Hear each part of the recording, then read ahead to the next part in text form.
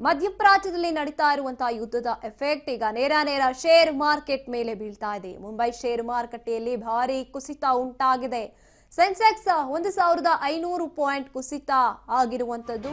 Nifty 50ರಲ್ಲಿ 412 ಪಾಯಿಂಟ್ಗಳಷ್ಟು ಕುಸಿತ ಉಂಟಾಗಿದೆ. Mumbai share ಮಾರುಕಟ್ಟೆಯಲ್ಲಿ ಭಾರಿ ಕುಸಿತ ಉಂಟಾಗಿರುವಂತದ್ದು. ಸೆನ್ಸೆಕ್ಸ್ 1500 ಪಾಯಿಂಟ್ ಕುಸಿತಗೊಂಡಿದೆ.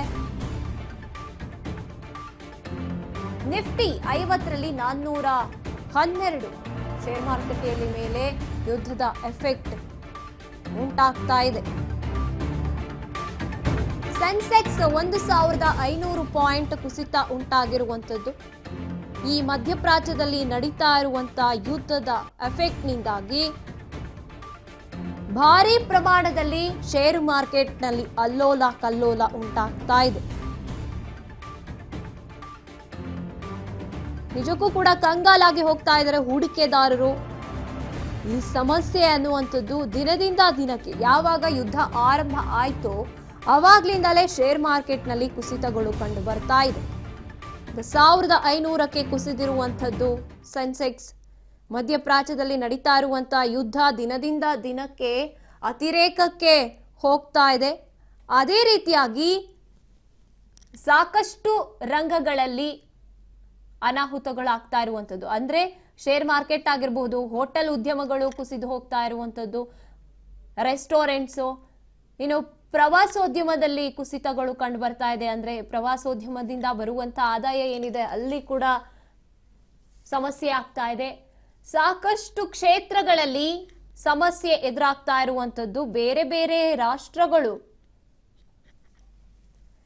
ಈ ಯುದ್ಧದಲ್ಲಿ ಭಾಗಿ ಆಗಿಲ್ಲ, ಆದ್ರೂ ಕೂಡ ಸಮಸ್ಯೆ ಮಾತ್ರ ಎಲ್ಲಾ ರಾಷ್ಟ್ರಗಳ ಮೇಲೂ ಬೀಳ್ತಾ ಇದೆ.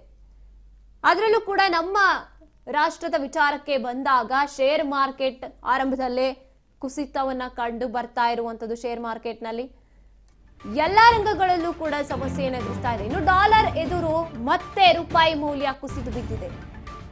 $1ಗೆ 93.83ಕ್ಕೆ ಕುಸಿತ ಆಗಿರುವಂತದ್ದು. ಇವತ್ತು 12 ಪೈಸೆಯಷ್ಟು ರೂಪಾಯಿ ಮೌಲ್ಯ ಡಾಲರ್ ಎದುರು ಕುಸಿತು ಬಿದ್ದಿದೆ.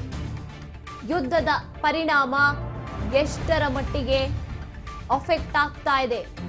12 ಪೈಸೆಯಷ್ಟು ಕುಸಿತ ಕಂಡಿರುವಂತದ್ದು. ಯುದ್ಧದ ಎಫೆಕ್ಟ್ನ ಪರಿಣಾಮ ಯಾಕೆ ಕುಸಿದಿದೆ ಅಂತ ನಿಜಕ್ಕೂ ಕೂಡ ಗೊತ್ತಿರುವಂತದ್ದು ಉತ್ತರ ಯುದ್ಧ ಯಾವಾಗ ಒಂದು ಹಂತಕ್ಕೆ ಕಡಿಮೆ ಆಗ್ತಾ ಬರುತ್ತೋ ಎಲ್ಲವೂ ಸರಿ ಹೋಗುತ್ತೆ. ಅಥವಾ ಈಗೇನು ಬದಲಾವಣೆಗಳಾಗ್ತಾ ಇದೆ ಶೇರ್ ಮಾರ್ಕೆಟ್ನಲ್ಲಿ ಕುಸಿತ ಕಂಡಿರುವಂಥದ್ದು, ರೂಪಾಯಿ ಮೌಲ್ಯ ಕುಸಿತ ಆಗಿರುವಂಥದ್ದು ಅದೊಂದು ಕಡೆ, ಆದರೆ ಬೆಲೆ ಏರಿಕೆ ಆಗ್ತಾ ಇರುವಂಥದ್ದು.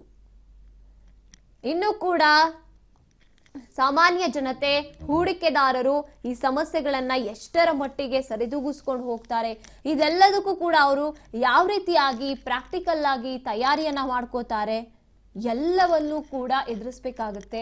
ಇದು ಮೆಂಟಲಿ ಹೂಡಿಕೆದಾರರ ಮೇಲೆ ಪ್ರಭಾವ ಬೀರೋದಕ್ಕೆ ಶೇರ್ ಮಾರ್ಕೆಟ್ ಕುಸಿತ